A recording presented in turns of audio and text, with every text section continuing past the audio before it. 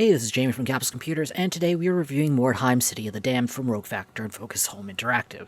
The game is available now for Windows for $39.99 US for most major digital retailers like Steam. The original review was written by Mateja Simovic. Mordheim City of the Damned got its start as a tabletop game from Games Workshop. The video game adaptation stays true to its board game roots. Units move around the map in turns based on their initiative score and can move around and attack based on their available pool of points. Movement itself is actually controlled like a traditional third-person action game, but everything else is unmistakably turn-based strategy.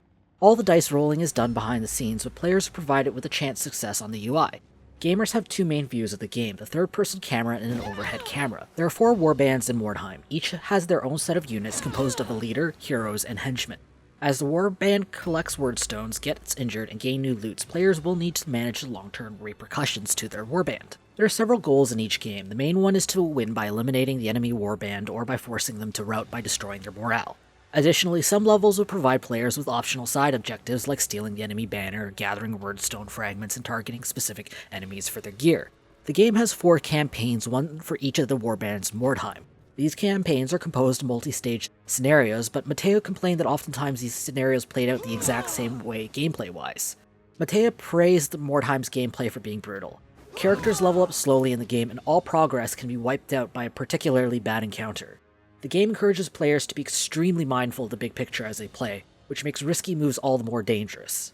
Mordheim is set right after a twin-tail comet strikes the city and scatters valuable wordstones across the city. Now, warbands scavenge the ruins and fight each other to lay claim to the riches of the once wealthy city. Warhammer fans will be quite happy to see the familiar faces in the game, as NPCs from Mordheim's tabletop game make appearance in the video game. On the other hand, Mateja felt most of the narratives came from unscripted stories that develop from individual character progression throughout the game.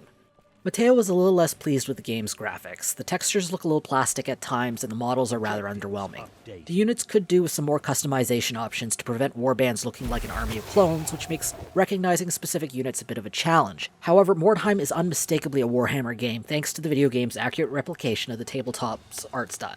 Mateja really enjoyed the musical score, applauding its ability to reinforce tension in the game. He did feel that the voice actors could have used a little more direction in their performance, as they did seem a little underdone. Mordheim City of the Damned is a flawed game, but Mateja liked it enough that he's still playing it. He enjoyed the challenging gameplay, even though it does border a bit on masochism at times, and felt Mordheim did do justice to the board game. Mateja has awarded the game 7.5 capsules out of 10. If you want to read his full review, be sure to check out the link in the description or in the video's card. I hope to see you soon. This is Jamie from Capsule Computers signing off.